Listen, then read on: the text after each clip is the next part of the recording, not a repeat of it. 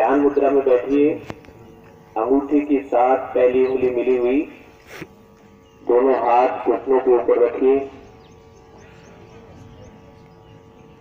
ये होती है ध्यान मुद्रा। आंखें बंद करेंगे, सभी गायत्री मंत्र का जाप करेंगे।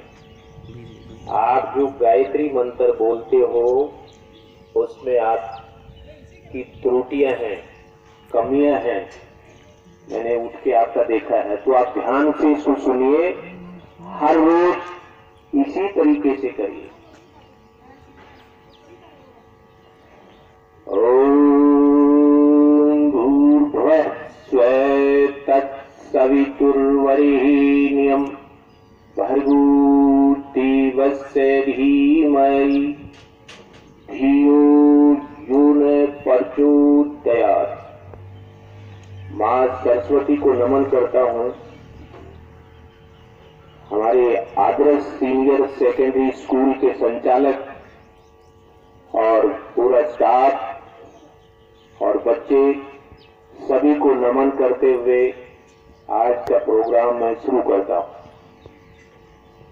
आप जो गायत्री मंत्र बोलते हो, गायत्री मंत्र बोलने से आप घर में बोले, बाहर बोले, आपका आलस्य दूर होता है, चमक आसपास रहती है, पढ़ाई में मन लगता है। अगर आप हर रोज घर में गायत्री मंत्र बोलते हैं तो नेगेटिविटी दूर हो जाती है, नकारात्मक सोच दूर हो जाती है। आप क्या बोलते हो गायत्री मंत्र?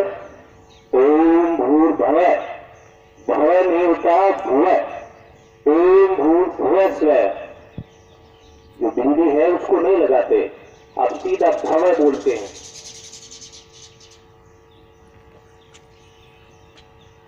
आप गैप ले लें थोड़ा थोड़ा अपने हिसाब से, पूरा एक हाथ ऐसे रखिए, उतना गैप लीजिए आप। जिनका नहीं है वो ले लें।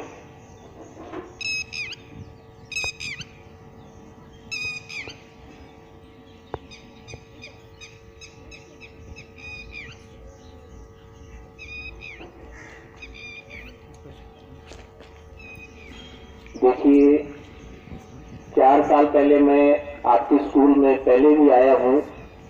अगर स्टाफ चेंज नहीं है तो कुछ है, जानते भी होंगे। आप जो ड्रेस जो बताई हुई है स्कूल की, उस ड्रेस में आइए, अच्छा लगता है। जो ड्रेस नहीं पहन के आते, संस्कार माँ बाप देता है, टीचर देता है, स्कूल से हमें बहुत कुछ सीखने को मिलता है। आप ड्रेस क्यों बोला जाता है? आप नियम में रहिए। आप ये पता चले कहीं घूमते हैं तो स्कूल के बच्चे हैं, आदर्श सीनियर स्कूल के बच्चे हैं। अगर आप बगैर ड्रेस आते हो तो आपका पता ही नहीं चलता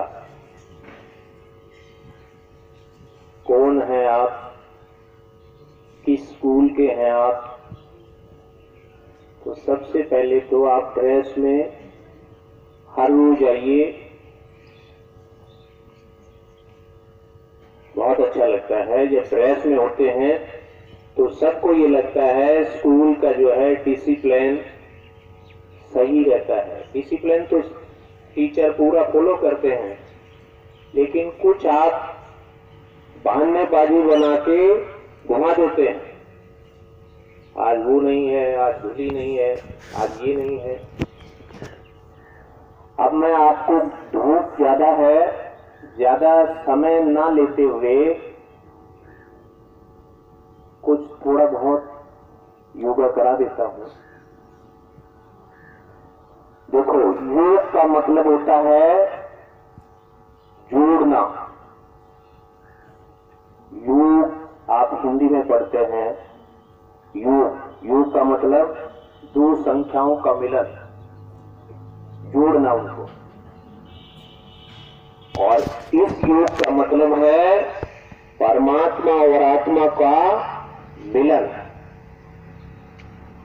आपके अंदर कितनी ही भी भयंकर गंभीर बीमारी है, अगर आप हर रोज सुबह 1 घंटा निकाल लेते हैं योग अभ्यास और एक्सरसाइज के लिए,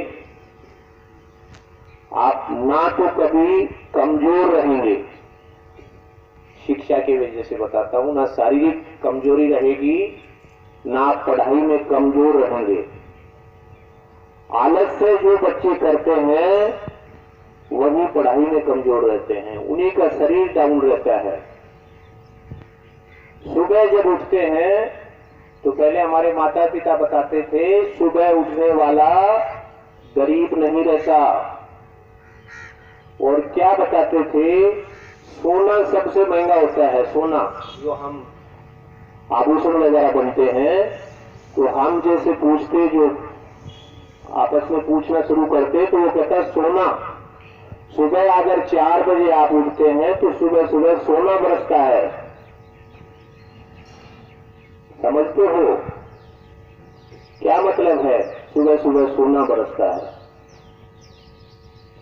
उनका मतलब ये होता था, अगर आप समय से उठते हैं, सारे आपके काम अच्छी तरीके से हो जाते हैं, लगन से हो जाते हैं, ऑक्सीजन की मात्रा सुबह सुबह शुद्ध रहती है।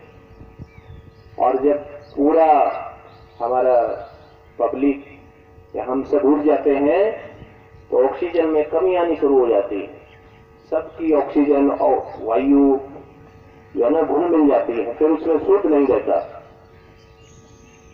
सुबह आप टाइम से उठिए।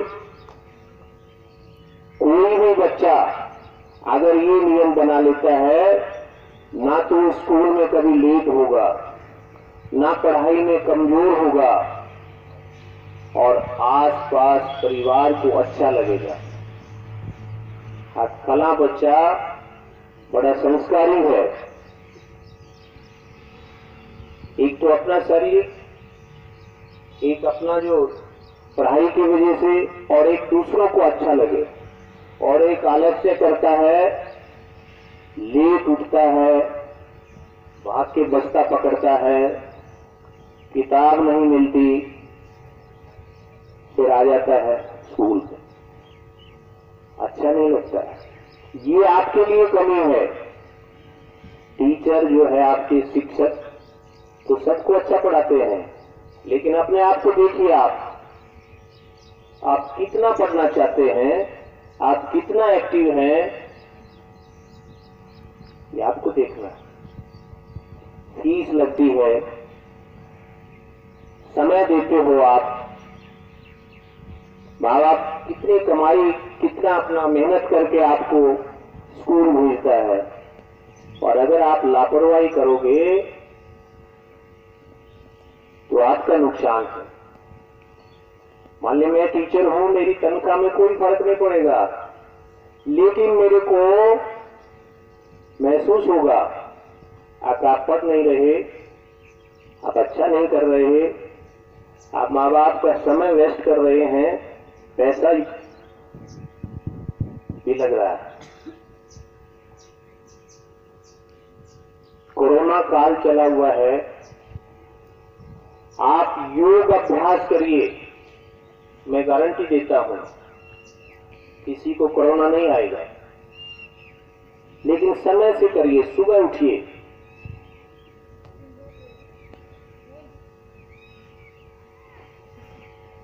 अब मैं शुरू कराता हूं आपका। थोड़ा बहुत धूप ज्यादा है, आपको लग सकती है, हम तो पक चुके हैं, कोई फर्क नहीं पड़ेगा। सबसे पहले हमारा, जिन्होंने मास्क डाला हुआ है, आप थोड़ा सा बेशक उतार लें।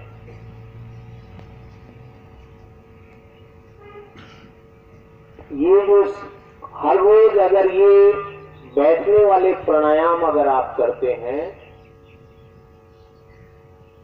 तो आप इनसे भी स्वस्थ रह सकते हैं। सबसे पहले ये ध्यान मुद्रा होती है, अंगूठे के साथ पहली उंगली मिली हुई घुटने पर रखिए, दोनों हाथों को ऐसे रखिए, गर्दन को सीधा करिए, आप कमर को गर्दन को ऐसे रखिए। करना कैसे है, मुंह को बंद रखिए, नाक जो है नासिका, इससे लंबा श्वास लीजिए, लंबा श्वास छोड़िए। अगर आप हर रोज ये करते हैं, कईयों की क्या होती है, एक नासिका रुक जाती है, एक से श्वास आता है।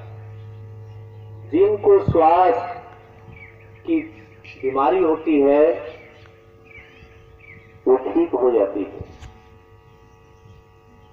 दम जो फूलता है, कई बार क्या है, श्वास की बीमारी होती है कईयों को, वो ठीक हो जाता है। नजला ठीक हो जाता है। करना कैसे है,